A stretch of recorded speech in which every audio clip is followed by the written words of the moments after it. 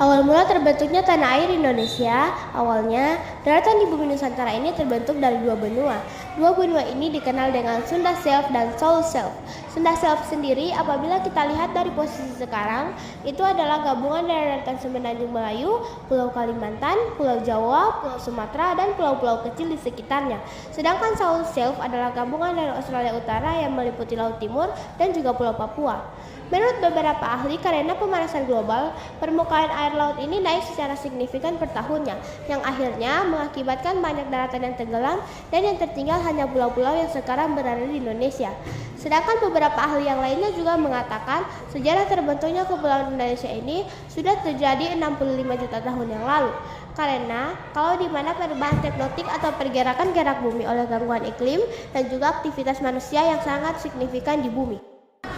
Karena pada saat itu kondisi geografis Indonesia secara bertahap memang terpecah menjadi daratan yang terpisah-pisah, dan bagian dari Sunda Shelf dan Seoul Shelf sebagian bergerak ke selatan menjadi Pulau Sumatera, Jawa, dan Kalimantan, lain juga Nusa Tenggara Barat dan Pulau Banda, dan sebagian lain membentuk Pulau Timur, Nusa Tenggara Timur, dan sebagian membentuk Maluku Tenggara. Sedangkan Kalimantan dan Jawa dipisahkan oleh laut yang dangkal yang terjadi akibat proses kenaikan permukaan laut.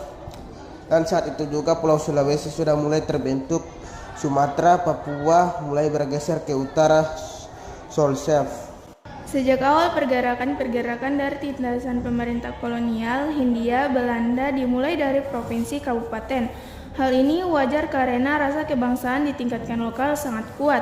Kemudian setelah pemerintah Belanda menerapkan politik etis di Indonesia, mulai terbentuk segolongan elit, terdidik dan terpelajar di seluruh kepulauan Indonesia, mentransformasikan dirinya dengan identitas keindonesiaan dalam wujud Perhimpunan Mahasiswa Indonesia di negeri Belanda yang berwadah dalam Perhimpunan Indonesia. Pada saat yang sama, partai politik atau yang menyamai tidak ada yang menggunakan identitas kemerdekaan. Sebagai contoh, Budi Utomo, Serikat Islam, NIP, kecuali PKI saat itu hanya Partai Komunis Indonesia lah yang menggunakan identitas kemerdekaan. Walaupun mereka tidak bisa mengklaim bahwa gerakan kemerdekaan mereka adalah pelopor kemerdekaan nama Indonesia, karena pada awalnya pun mereka menggunakan nama Perserikatan Komunis Hindia Belanda.